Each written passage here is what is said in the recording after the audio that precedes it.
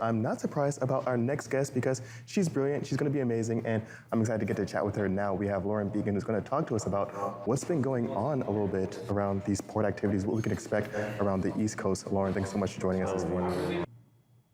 Thanks so much for having me today. So we're talking about ships moving to the east ports and the problems that might be creating. So let's kind of dive into it. What exactly are we seeing at these eastern ports?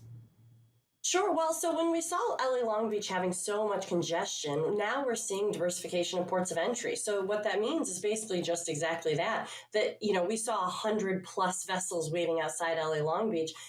The shippers decided, and the ocean shippers decided, that they weren't going to be waiting that long. And so they're diversifying the ports that they're coming into so they have access. So what might have been otherwise wasted time sitting outside of a port on the West Coast is now moving over to the East Coast with the attempt to try to offload that cargo faster. Now, Lauren, when we're looking at the East Coast, I can only imagine there are going to be a little bit of logistical issues with kind of getting more volume through that side. What are going to be some of those issues when we're looking at really kind of routing through the East Coast a little bit more? Sure. Well, the good thing is originally there wasn't much congestion on the East Coast. Now we're seeing that tick up a little bit. The trouble is whenever you start to move the cargo in any sort of appreciable way, you need to make sure that you have the infrastructure there ready to support it. And that's more than just the cranes. That's also the drayage drivers. That's the chassis. That's the cargo laydown space. Can the ports support that? We're seeing that for the most part they can, but there's a few ports that are having some backups. You mentioned that this is a way to maybe almost save time if it was going to be wasted hours waiting at the other ports, kind of moving that towards the eastern ports. Almost seems like a positive. It definitely is. I mean, there's some ports on the East Coast, Boston, for example, that was having a 30-minute turn time. So you can do a double turn in 30 minutes for the truckers to get in and out. I mean, that's unheard of, and that's a really big value. Originally, cargo was coming through LA Long Beach because of economies of scale, and so it was cheaper to go through LA Long Beach in general as a general statement. But now, as it became more expensive to ship through everywhere, you might as well gain back that control that you didn't have as readily available. And so now the diversification of imports, the diversification of ports of entry, and also being able to move over to the East Coast, where if you have 30-minute turn time, you really retain the control that you otherwise didn't have. And so, like I said, if you're going to be paying higher costs, you might as well have that control, because previously higher costs meant control. Now higher costs are everywhere, so you might as well have that control. Lauren, one of the things you mentioned, of course, was infrastructure. This is going to be one of those ongoing issues that we've seen in the supply chain for quite some time now. What's the timeline on even being able to build out infrastructure that would be somewhat even comparable to what we have on the West Coast?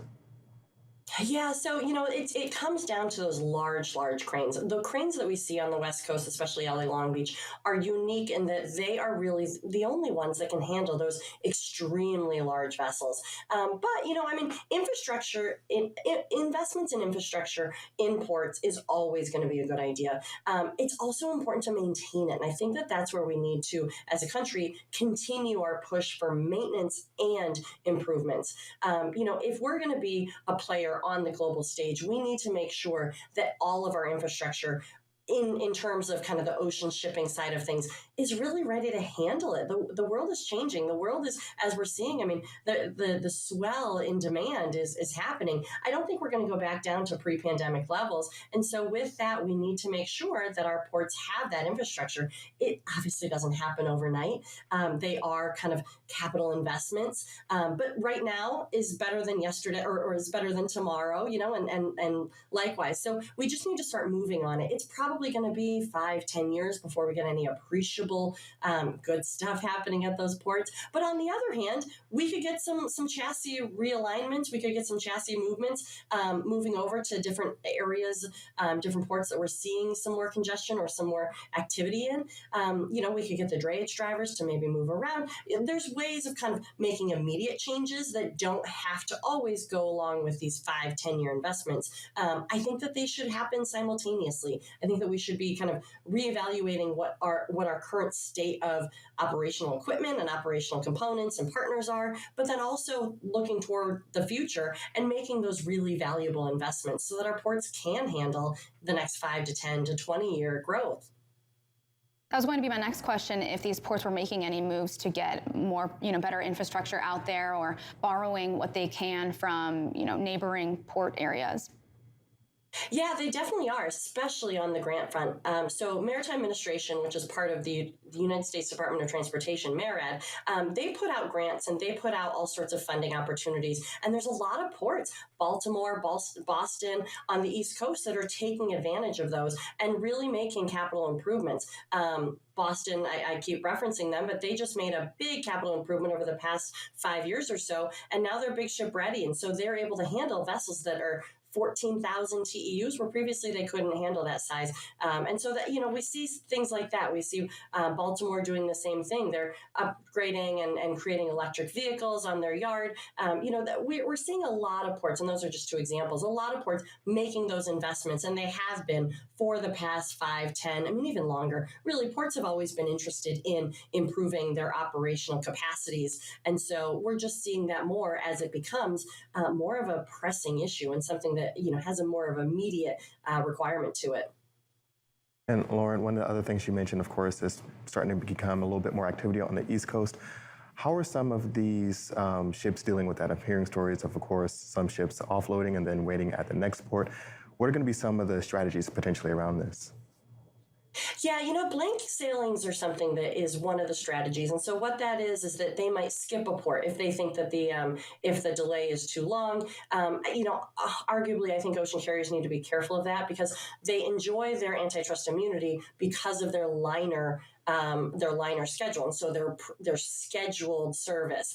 And so the more you vary away from that scheduled service, there's an argument to be made that maybe you move out of liner service and into, tramper service, or it's just a cautionary tale. But we are seeing a lot more blank sailings. And so, like I said, what that is skipping a port. And so what happens is if you do skip those ports, you might need to restow at the next port. And so what that is you take the boxes off the vessel, and you might kind of stack them up on the side. Let's say that you were supposed to be going over to Charleston, and you decided to blank Charleston, but now you're going to move over to Houston. You need to kind of move things around so you can still get to them. So that's what we're seeing is maybe a little bit of the restowing. We're going to be seeing some blank sailings. We might be seeing, like you said, ships aren't necessarily going to their next port of call. They might be staying at the last port of discharge and waiting to see what the congestion looks like, how quickly it's moving.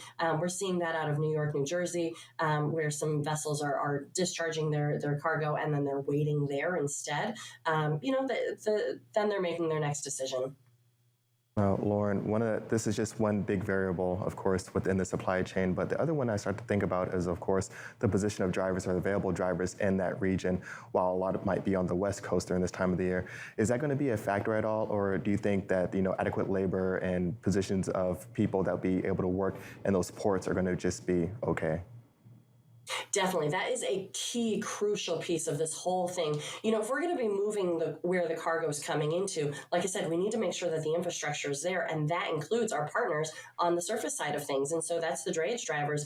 That's the truck drivers generally. So, we've had some talk about maybe barging containers to different ports. So that's short sea shipping. So moving the cargo, but you need to make sure that if you move that cargo, the rest of the supply chain can handle it. And so how we do that is starting to communicate that, starting to talk with our partners, starting to get the word out. We're going to be having more cargoes coming up to, wherever we're moving, we're relocating them to. And, sometimes we've talked about railing them in or out of these port areas just so that they get off the yard quickly. But like we're talking about, we need to make sure that we have all of that support network waiting, because otherwise we're just exacerbating and potentially moving the problem to a different area. And so, while we do have drivers on the West Coast, we do have drivers on the East Coast. I think communicating that and making sure that people understand, whether that's with the dispatch or whomever, talking to the associations, making sure that the word gets out. If there are going to be some concerted efforts trying to move this cargo away from an otherwise congested area, we need to make sure that it's not just moving the congestion to a new area. Lauren, thank you so much for joining us. Before we let you go, any last words on what we should be looking out for at these East Coast ports? I'm encouraged to see the diversification of ports of entry. I think that there's always going to be value to the diversification of ports of entry, just for that very reason that we're not going to be kind of handcuffed as a country, having our goods all waiting offshore on the West Coast. Certainly there was, like I said, the economies of scale benefit, but if we diversify those ports of entry, it really will help the country as a whole get our goods, and that's really the whole intention. We really want to create a fast and efficient movement of goods, and so I think the diversification of those ports of entry will help get us there. Awesome. Lauren Began, legal consultant over at Squall Strategies in Boston, Massachusetts. Thanks so much for joining us this morning. Always a pleasure. Great to see you guys. Thank you very much.